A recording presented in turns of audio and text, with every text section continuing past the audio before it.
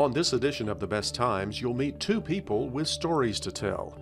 Dale Sanders has done something at age 80 that most people would never attempt at age 40. And Laura Wayman has turned a family tragedy into a life lesson for all caregivers.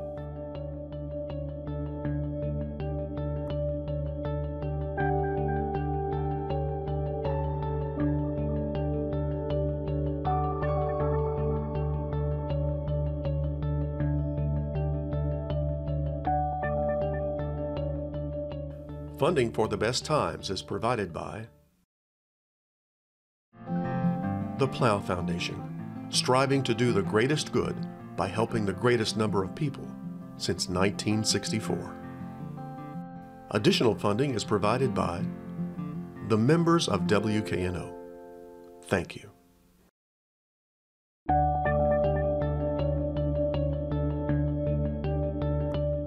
Hello, I'm Chris Hardaway. Welcome to this edition of The Best Times, a series that looks at life after 50. Complete this sentence.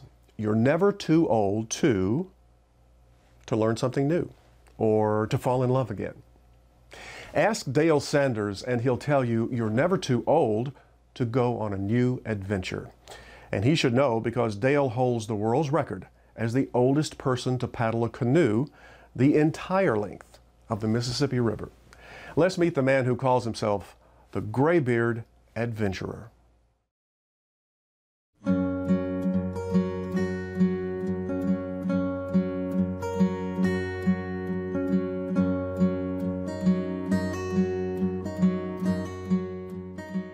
Dale Sanders has always had a passion for adventure and a love for water. Born and raised in Kentucky, he joined the Navy, where he spent 37 years, part of it as a hard hat diver. In his spare time, he enjoyed scuba diving, skin diving, and spearfishing. In 1965, he was named Athlete of the Year by the Underwater Spearfishing Association, and he held the world record for underwater breath holding at just over 6 minutes. One of his most memorable adventures was backpacking around the world with his wife, Miriam. Today, he's retired from a career in parks and recreation and serves as Director of Outreach for the Wolf River Conservancy. On August 15th, Dale toasted his latest adventure, having paddled the entire length of the Mississippi River, from the source to the sea. Don't waste it, I guess to start off, the obvious question is, at 80 years old, why did you do this? Well, that's a good question. I needed a great cause. Well, I thought, well, if I can do it when I'm 80, then I'll have a world record. Nobody else 80 years old has done it before. So I said, oh, that's great. That's okay. And I can do it to promote older people, letting them learn that there is life after 80 in this case. They can do things when they get older. And I figured there still needs to be more to it than that. So I needed a great cause. I needed not just a cause, but a great cause. And we have in the family type 1 juvenile diabetes, and we understand the hardships of the children go through living with that. And my grandniece, Anna, who lives in Kentucky, was diagnosed when she was 4 years old with type 1 juvenile diabetes. And I said, that's got to be it. Youth involved with the 80-year-old, it's just got to be. And it turned out to be not only a good cause, but as I said earlier, a great cause. And you raised some money for them, didn't you? We had set a goal of $8 a mile, and we raised that and went way above it, as a matter of fact. It's still coming in. Well, before we get to talking about the trip itself, I want to talk about your preparation. How did you prepare at this age for such a strenuous adventure? Well, I've always been active. And as a result of being active, I think that's why I'm healthy, to be honest with you. But I had to do some training. I weighed 165 and I'm 5'6", and back in March. And so I started training. I started paddling in the pond down here. We have a pond, and I just put the boat in the water and put the bow against the dam and just paddle like I'm trying to paddle and push the dam down. And because I'm a true believer that the best exercise is what you're going to be doing. If you're going to be hiking, then hike. If you're going to be paddling, then paddle. And there's a lot of strenuous portages involved in paddling these big rivers as well, because there's a lot of dams. And only 29 of those dams have locks. All the rest of the dams, you got to drag your stuff around the dam and down below. Well, I dragged, we have a big backyard, so I would drag my boat, load it with some supplies in it, up and down that gas line, and neighbors thought I was crazy. But let me tell you right now, that was the best training for the portages. Now, in addition to physical training, didn't you have to train yourself mentally to prepare? Well, mentally, yes. That, to me, I've done so many adventures and been in competition so many years in my life that, to me, mental training and preparation mentally, all I needed was my great cause. Once I got that great cause, I was ready. On the trip, you started at the beginnings of the Mississippi River, where you literally can walk across the Mississippi. The Lake Itasca is the spring coming up, and like kind of artesian, and we actually started in that lake and then paddled over and went over the little dam that's the Mississippi River, and up there you can actually jump across the Mississippi. The Mississippi River, you can see it right down there. It is really here. We made it. Finally, I can't believe it, but there it is. And it's 2,300 miles, is that correct? About 2,400 actually. 2,400 miles. That's quite a challenge for an 80-year-old. It'd be a challenge for a 60-year-old or a 40-year-old. Well, yeah, that's true. About half of the people that paddle it are in their 20s, early 30s, and about half of them don't make it. So it's difficult. It's a very difficult river to paddle, and a lot of that is because of the man-made dams. There's 29 of those dams, as I mentioned earlier, that have locks we had to go through. When I say we, I had to paddle alone, solo, the whole distance. I had to do my own portage in order to get the oldest person record, the world record there. I had to be alone, but there were other people following me at various points, different people. What were the difficult points on the trip? And obviously the portaging you're talking about, but I'm sure there were others. Well, there was one point, only one point, Blanchard Dam, that I actually considered hanging it up. It's a huge dam, number one, and it's out in the middle of nowhere. There's no town and no support near it. The portage there is happens to be the longest portage requirement on the entire Mississippi River, 3/4 of a mile each over, and then you got to go back 3/4 of a mile. So I had to make 5 round trips. That's 7.5 miles. Normally I had a cart I could use, but that particular one is up and down over ravines and over old railroad tracks and roads and through gullies that you couldn't use a cart. So that boat had to be carried with all the supplies. 5 trips, and the problem, well, you say, okay, that's fine. 7.5 miles, you get it over there, and everybody's happy. But it was 29 degrees that day, and that was coupled with a huge storm. You mentioned the rain. Obviously, you had to go through every kind of weather condition imaginable. Every right? kind. We started paddling on the 15th of May at Lake Itasca in northern central Minnesota. Before we could get to the first town, Bemidji, 60 miles down, it had already been windstorms, lightning storms, rain, sleet, and snow. Kind of difficult paddling now in this wind and rain. Look here, we all decked out. I'm the only one on the water really right now. At this point, aren't you thinking to yourself, maybe this wasn't the best decision I've ever made? Well, if I had to do it over with again, I wouldn't start that early. We were the first group out. As a result of being the first group out the season, we had to actually cut our way through some places and find our way. Nobody had been there before. All the campsites had to be cleared by us. So it was very difficult. And it also made some real difficult problems for us later on by starting that earlier, because we happened to be from Memphis on down to New Orleans and beyond, the hottest month of the year, late July and August. And how'd you deal with that? The heat was unbearable. Well, how did you deal with the heat, though? Well, I dealt with it. I had an umbrella that I could put up if the wind wasn't blowing, and I could be in the shade under in my canoe, and I could get out of the canoe. I could actually get out of the canoe in the river and then crawl back in it without getting a significant amount of water in the boat. Let's talk about your boat, your canoe, because it was special, wasn't it? It was a very special boat made by Winona out of Winona, Minnesota, and wilderness class, 15 feet long, and it's an ultralight. It only weighed 31 pounds before I started modifying it. And a very special name on it, too. Well, it's got a very special name on it. Anna, that's the name of my grandniece. We named the boat capital A, N-N, capital A, Anna. And it turned out to be a wonderful name. And Anna now has T-shirts which she wears to school. It says, "I am Anna, A-N-N." So it makes bumps on me to even think about that. You were accompanied on part of the way, correct? Yes, People would paddle along with you. There were 5 people that actually started with me and were planning on going all the way with me to the Gulf of Mexico. 2 of them were Adventuritis Productions, a film company that was doing a documentary. They will be doing.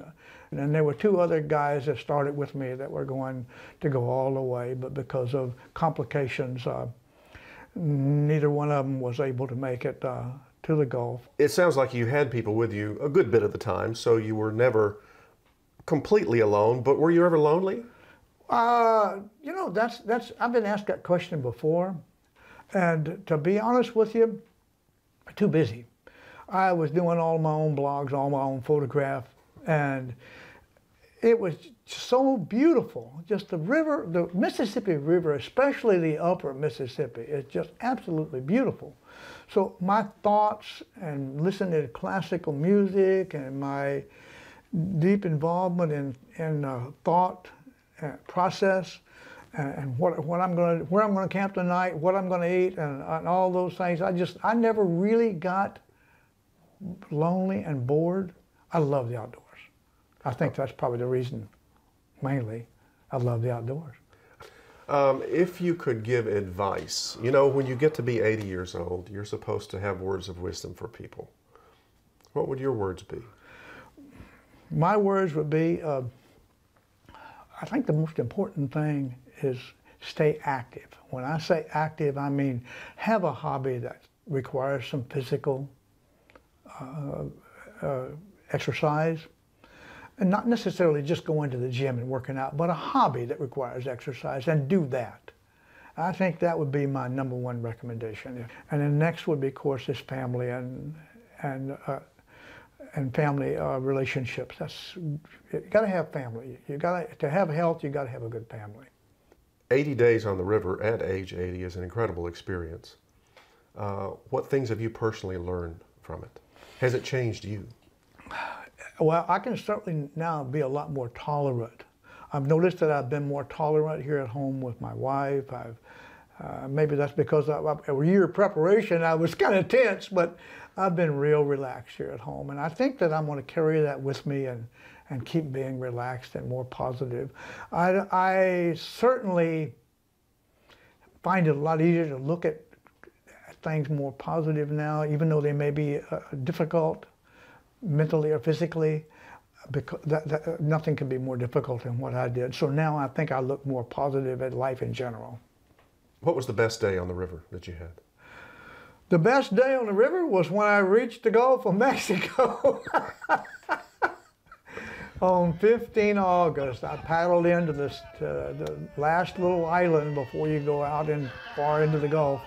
Little sandy beach on that little island, and I paddled into there and just fell off into the water and just laid there looking up and bouncing around in the waves. You've completed this adventure. What's next on the list? Well, I'm going out this October, and I'm going to do rim to rim in the Grand Canyon, just to sort of keep in shape, and got to do something. I don't know whether I'll set up my spot tracker and go through all the daily blogs and everything on the website, but I will be doing that, keeping in shape, and then I'm looking at seriously doing something to get another world record, and even though I have a a couple of real nice records already, breath holding and spearfishing, and of course this 80-year-old Paddling Mississippi River record. There is one more I would love to have. What's that? Appalachian Trail. I think the 82 is the oldest person that's ever hiked that, and if I can just keep my health, I might give that a shot when I turn 82. Well, when you do that, we're going to have you back on the show to talk about it. Well, I can hope I can finish it. Thanks, Dale.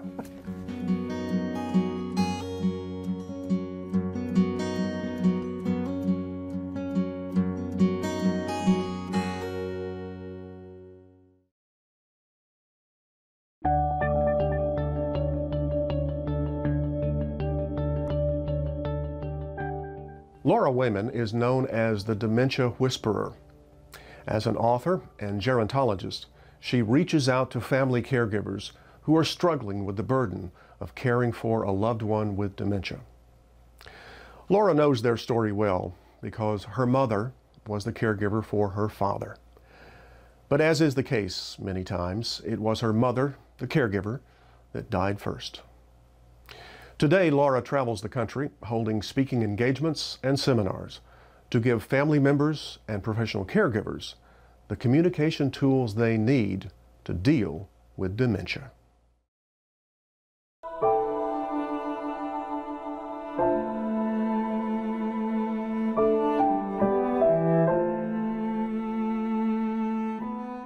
You kind of compare the brain to Swiss cheese. I do. Explain that. I do. First, I need to explain what dementia is. Dementia is only a list of symptoms. It's not a diagnosis. And so it is a list of symptoms that tells us that person is losing normal brain function. For example, they're losing the ability to access the normal brain function of thinking, of memory, of the ability to learn. Those normal brain functions we depend on to exist as humans. Something is causing them to lose that, and there must be a cause for that. It doesn't just happen as we age. And there's over 70 causes of dementia, 70 things that are going in, robbing that person of normal brain function. So the way that I want you to look at it is that cause, that diagnosis, and the leading diagnosis, of course, is Alzheimer's disease, 60 to 80% of the time. Alzheimer's disease is going in and robbing that person of normal brain function, actually taking it physically away.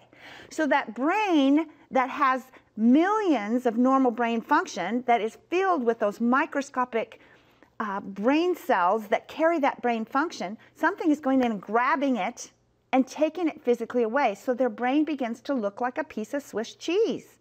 So I liken that to Mr. Alzheimer's is that dirty rat that's running around that person's brain, that diagnosis, grabbing cheese and leaving holes. Eating it away. It's exactly what it looks like. When we look at a scan of the brain, there's random holes. And so when that person goes to access normal brain function, it's now a roll of the dice. Are they going to hit cheese or a hole? When they hit cheese, they look, act, and feel normal because that is their normal brain function. When they hit that hole, there's no normal brain function for them to access, so their body presents that in the communication of these dementia symptoms. There's nothing there. But what I want you to understand, this is so important, there's no pain sensors in that brain, so that person can have random holes and random cheese, millions of holes, millions of loss of normal brain function, but they don't feel any different. Communicating with a person like that, if they've got all of these holes developing in their brain, so to speak, how do you communicate effectively? That is so difficult because you really can't communicate effectively by giving them too much information. Let me give you an example, Well, Chris. what do you do? What you do is you give them less. You only share the information they can handle, knowing they can handle less and less. They're not processing our words the same way anymore. They are hearing blah, blah, blah, blah, blah. And so if they're constantly hearing that, it makes them anxious because they're normal. Why is this person going blah, blah, blah, blah, blah? And it's common things. If I were to ask you with dementia, if I were to say, and you had dementia, Chris, I'd say, Chris, would you like to come to dinner? That's common, right? Mm-hmm. If you heard blah, blah, blah, blah, blah, what would be your reaction? No. I'd tune you out. Yeah. Or you'd say, no, because that would make you anxious. Why am I leaning over you going blah, blah, blah, blah, blah? So that is the problem we have. So instead of talking questions and options. Good communication with someone with dementia is the opposite of that. Those are no longer our friend. Instead, you make statements and take action. Instead of saying, would you like to come to dinner? I just simply say, come with me, and take you there, and everything would be prepared. And this is so basic. The reason why I don't want to ask you questions or give you options is because you have to think about that, and your thinker's broken. You also talk about having meaningful moments. What do you mean by that? Meaningful moments are when we are indeed taking action to help that person with that feeling. So if we know that that person is hungry, like I said, instead of asking questions, that's going to present anxiety for them. Do you want to come to dinner? What would you like for dinner? Where would you like to go for dinner? All of those options make that person think, make them anxious. A meaningful moment is more when you just say, come with me, and you set them down and you're there with them, and they are enjoying a dinner without having to think about it, but you are present with them. Always we must present ourselves calm, confident, patient, and present in that moment, with them in that feeling, and not expect anything else. That's unrealistic. What are some other tools that you give to caregivers? Frequently what I say is, and this comes up often, is we need to go into their world. They exist in a very special dementia wonderland that consists of what they can and cannot process. So it's almost like a jigsaw puzzle that has some pieces missing. And so we need to understand that their vision, their perception of the world has to be less and less, smaller and smaller. So we want to go into their world. Familiar things, familiar routines are going to be easier for them because they can't learn something new. Even if you're listening to the same story over and over again, you want to be present with them in that moment when they are enjoying a memory from the past. What you want to do is just be with them. Only give them the information they can handle. Just be, talk less, do more, and stay calm, confident, patient, and present with them in the moment. Listen to them where they are, because we can't change that moment. Let's talk about caregivers a bit and them personally.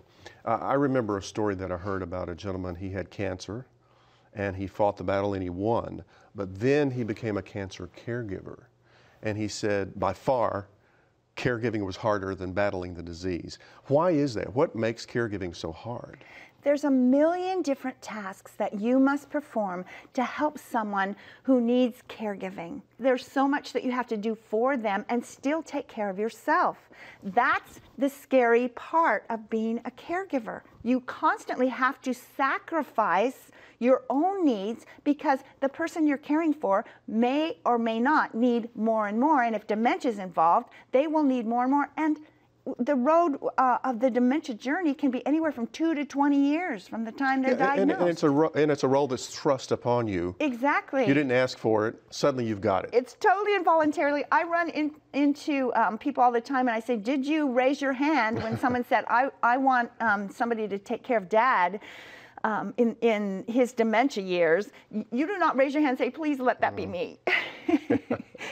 Let me close out by asking you the best advice for caregivers. The best advice is to ask for help. You need a team of care champions, professional, family. And let me say that when we ask for help from family, often we find out that dementia will bring out all the dysfunction in a family. And so it's difficult. But you must build that team very much like you would if you were going to war, because you're going to war with this horrific silent pandemic of dementia. You have to build your army, those care champions that are going to help you, because you cannot do this by yourself. You'll simply run out of ammunition.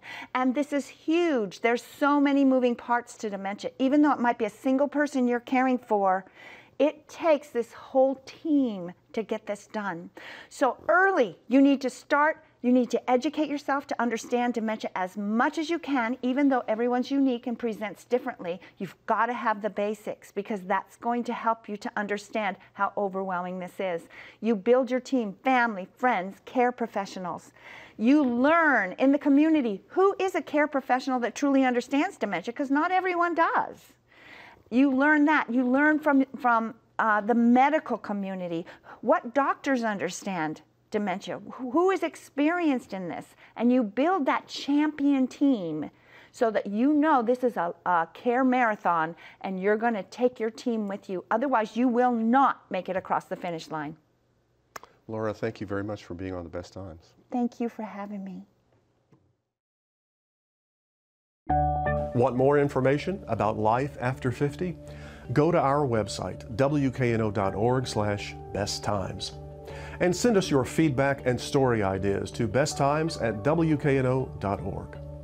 That's all for this edition of The Best Times. Please join us next week for more stories about life after 50. Until then, I'm Chris Hardaway. Thanks for watching. Good night. Funding for The Best Times is provided by the Plow Foundation, striving to do the greatest good by helping the greatest number of people since 1964. Additional funding is provided by the members of WKNO. Thank you.